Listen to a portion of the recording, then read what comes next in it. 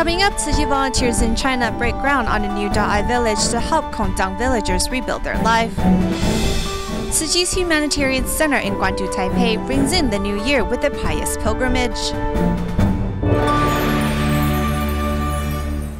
Welcome to DaAi Headlines. I'm Marilee Shioda. Thank you for joining us.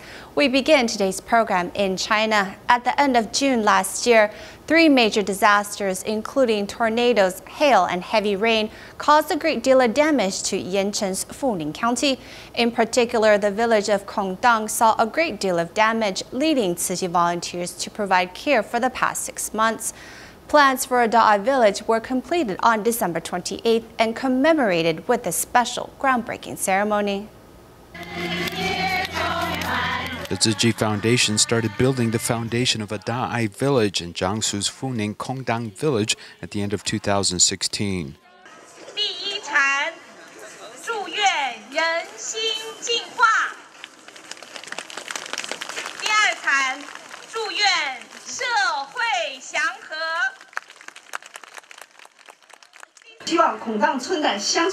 We hope that Kongdang village can be self-reliant and hardworking and overcome disasters with their labor and hard work with their own 2 hands to jointly build this new home.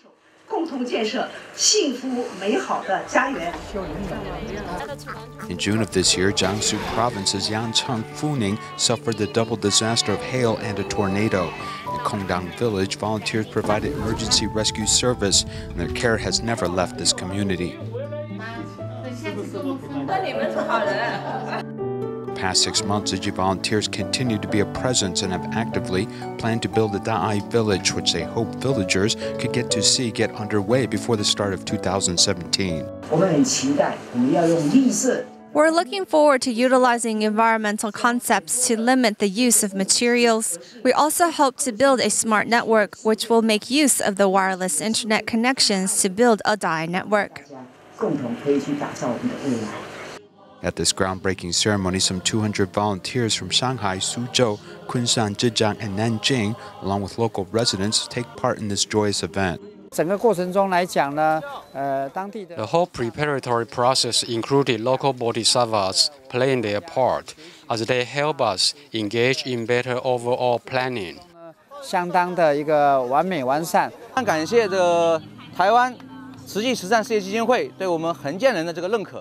Thank you to Taiwan's Tzu Chi Foundation for supporting our Hengjian construction group. We have decided to use the love of the people to allow Kongdang village to have a new home.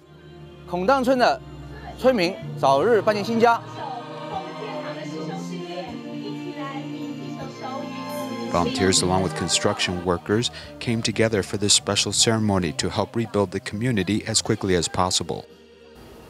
We turn to Jordan for a 3-part report of the 2016 Tzu Chi Jordan Medical Relief Team.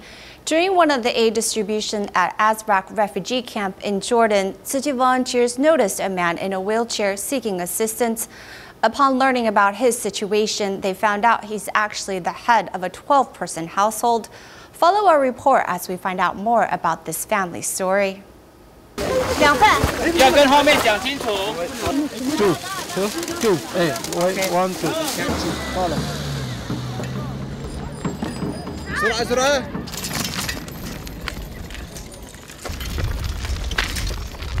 Being pushed by his child, Abdullah Ali is a victim of the war.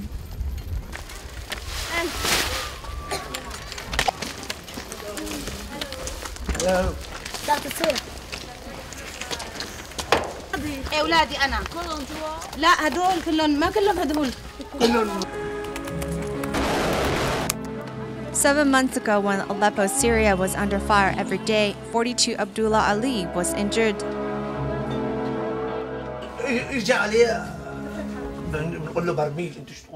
An airplane exploded, everything blew up. About 30 houses on the street were destroyed. يعني شي 30 بيت اتضرر. 他的脚是怎么？就是在轰炸的时候，房子倒下来的，压到的，压断了。小孩子都没有去。لا كله ما فيش بس الحمد لله. The family escaped from Aleppo to Amman, Jordan. The 555-kilometer journey took them 5 days, and they have been at the Azraq refugee camp for the past 7 months. It's very cold. We have 12 people in the family, so the camp has given us 2 houses, but we only have 1 heater. So it's very cold for those in the other room without the heater.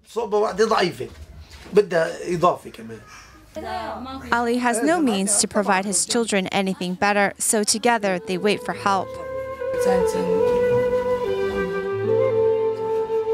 As the man of the house, he swallows his sorrows and puts on a brave front for everyone. Tzu Chi's rice will feed his family for 10 days. The family smiles as it knows it will be able to get through this difficult time ahead. On December 31st, the 2016 Tzu Chi Jordan Medical Relief Team departed Jordan to head home to Taiwan, but not before the team held one last medical-free clinic to help Syrian refugees. The clinic was held inside the home of a Tzu Chi volunteer. Among the patients was a month-old baby with a congenital condition that needed some emergency help. Let's take a look. The Tzu Chi Jordan Medical Relief Team is preparing for the last clinic at a volunteer's home before they head home to Taiwan.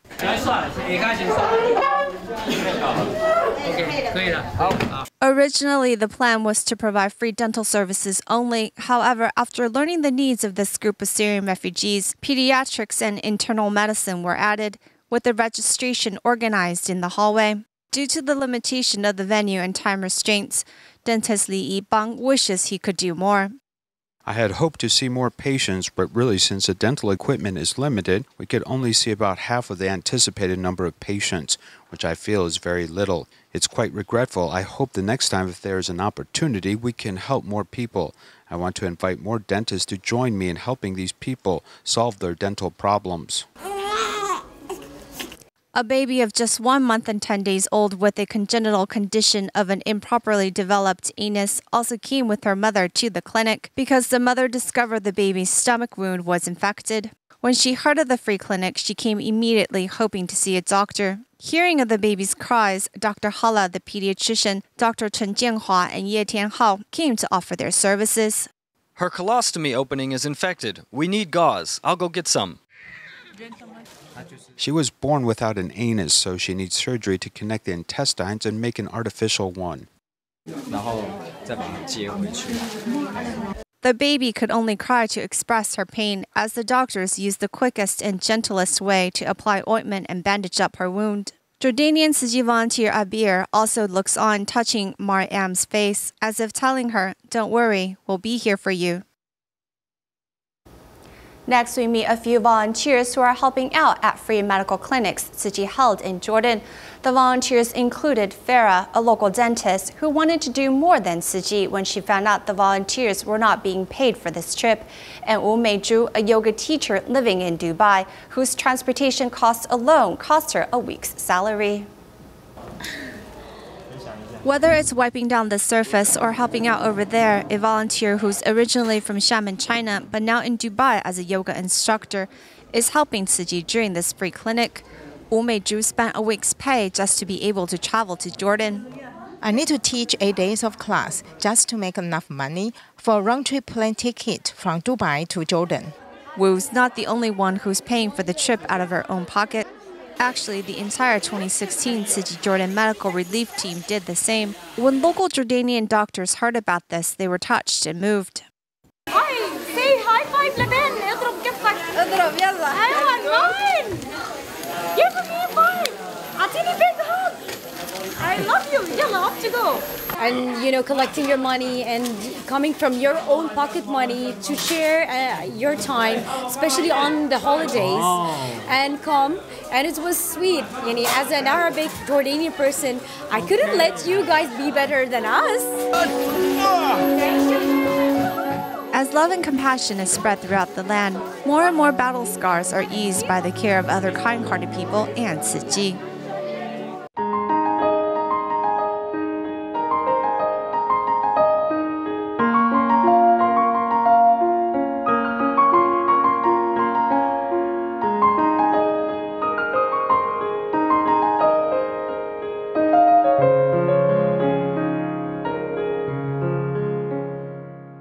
We begin the second part of our program in Thailand.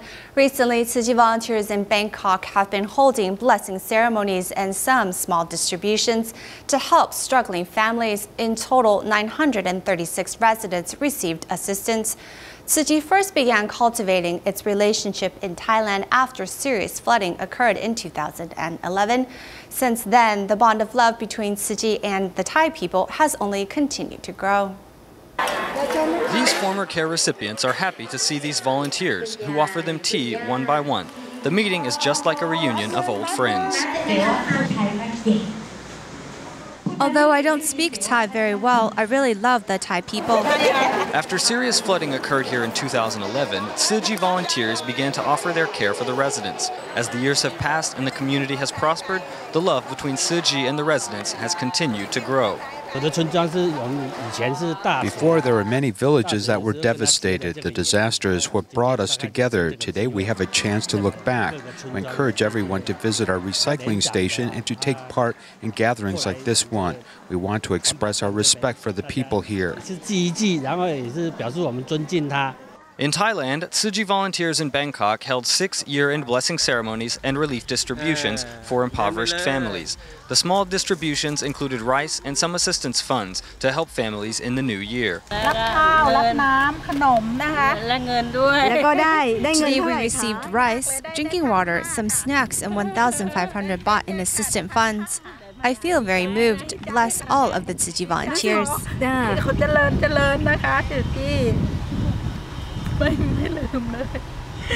Some students also gave something back by volunteering their services. It was an opportunity to learn about filial piety and to do good for others.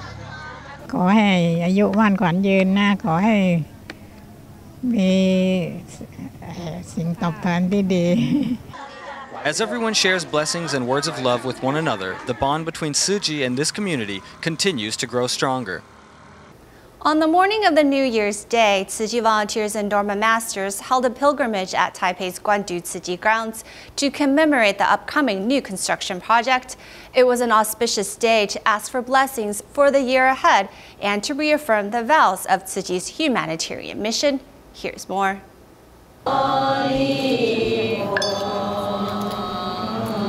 On the morning of the new year, before the sun has risen, some 900 Tzu Chi volunteers are gathered for a ceremony that will mark the inauguration of a new construction project here at the Guandu grounds. The old structure here will be demolished before the new work begins. 17 years after we acquired this land, we are now preparing for the construction of a new structure.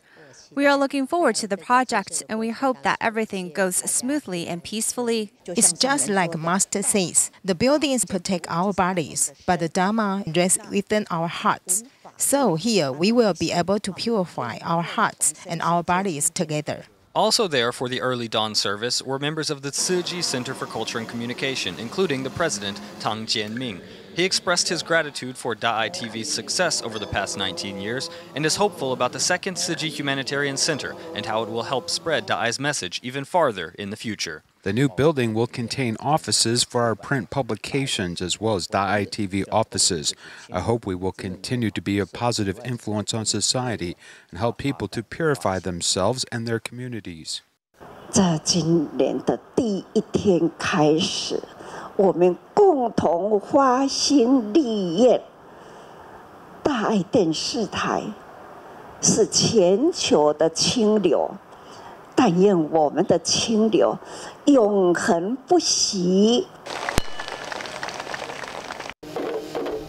Also at the early morning ceremony, listening to the Master's message, were a group of young volunteers who offered a drum and bell performance to commemorate the occasion. 全球的人都可以如苏爱地球。 I hope the refugees from places like Syria will be able to find a peaceful place to live and grow. I also hope the Master will maintain her health and continue teaching for a long time. With pure intentions and a pure heart, what everyone most wants to say is,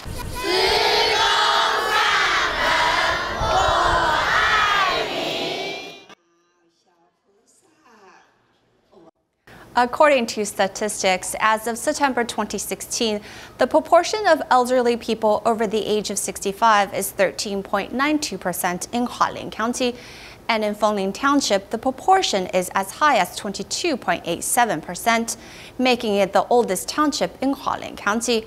A few years ago, a Kernel of Wheat Foundation established a community elder care center and a community juice shop.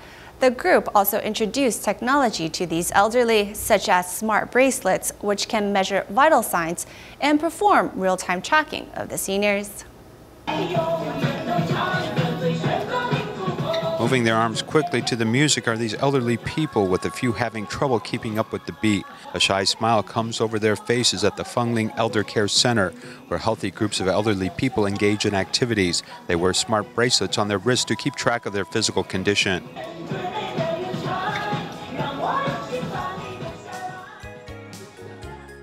The bracelet uses a green LED light to detect contraction and expansion of veins, which can be reflected in changes in the green light reflected.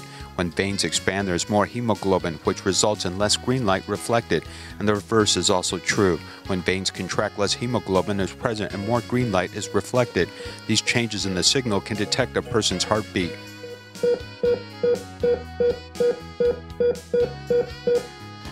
The G sensor is a smart bracelet, monitors the movement of the human body through a three-dimensional XYZ axis, and can also judge the number of steps that have been taken. The bracelet CPU can count the number of steps taken and then use BMI to calculate the number of calories consumed. The consumption of calories naturally differs depending on whether one is moving quickly or slowly. Using the smart bracelet, information can be uploaded to the cloud and recorded. Then every week or every month throughout the year, you can see their 24-hour information. This elder care center's blood pressure area and the bathroom are two areas where elders pass each day. There are also hotspots where information is collected from the smart wearable devices and uploaded to the cloud, eliminating difficulties the elder may experience in operating technology. 有啥感觉无方便的所在无？没啊，没啦哈。这可以按心跳几步、运动多久时间都可以。会惯习无？会惯习啊，身骨拔起来煮饭面。挂了好像心脏会比较会痛的。啊，够有嘞。挂了心脏会痛，有你那安尼，我袂哩。 If the elderly refuse to wear the devices or forget to bring them, they only need to insert their health insurance card number into an attached machine and can upload their heart rate and blood pressure to the cloud. However, these smart bracelets rapidly run out of battery life, which can be trouble for the elderly. 电子没有，我就不知道嘞，怎么弄？电子没有了。还有一个2个洞，刚好你这样有磁铁哈。 它直接就吸上去了啊！你们多久多久需要充电一次？大概是3天左右吧。 84-year-old Liu Taiyuan from August this year started visiting this elder care center. She has high blood pressure and diabetes, and her husband, Huang Yousen, helps her manually check her blood sugar every day, as he has high expectations for the smart bracelet. In case she is walking on the road and get hit by a car, will this bracelet send an alarm to the switchboard over there? I don't think it can help someone who has fallen down.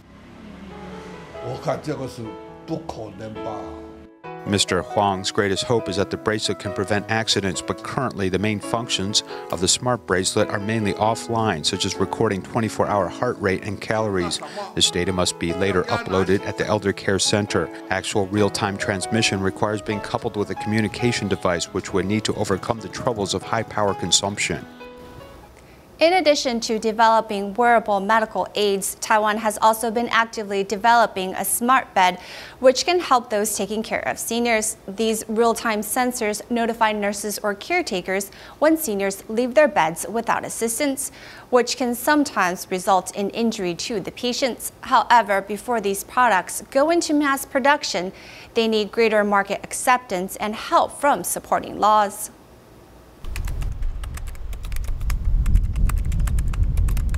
第一床离窗请到，2房第一床离窗请到，2房第一床离窗请到，2房第一床。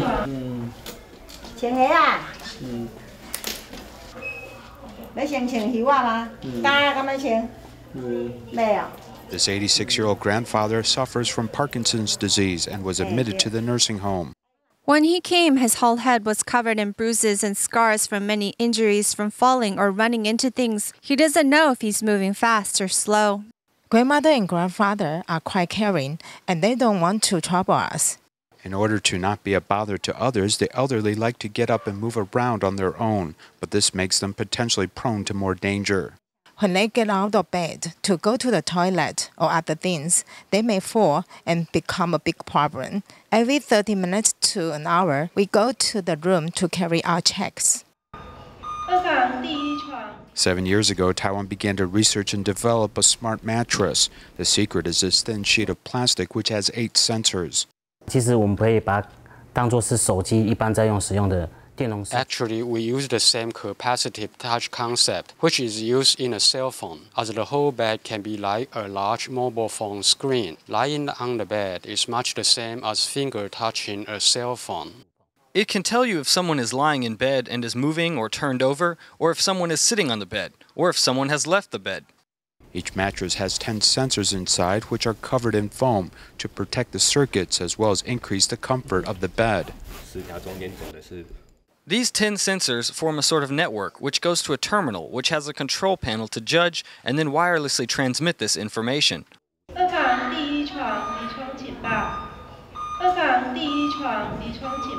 The smart mattress can detect when a person has left the bed, with an alarm being transmitted to 3 different locations.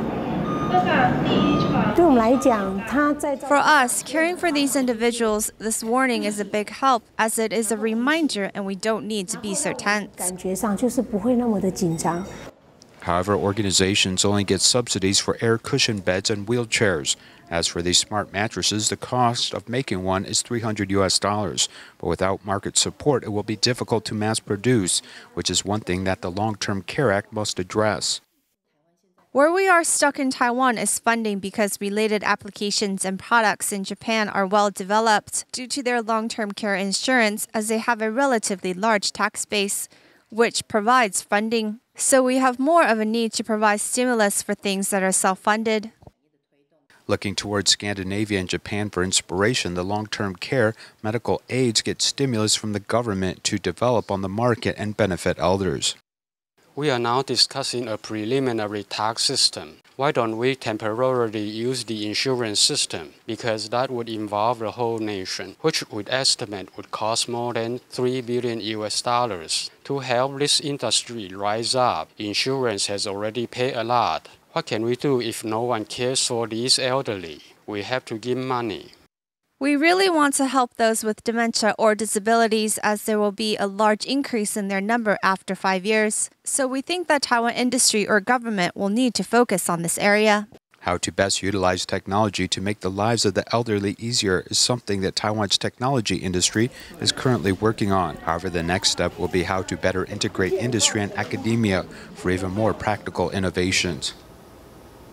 Taking care of seniors in their community, Tzu Chi volunteers have long cared for Hualien's Minqing and Mingxiao community.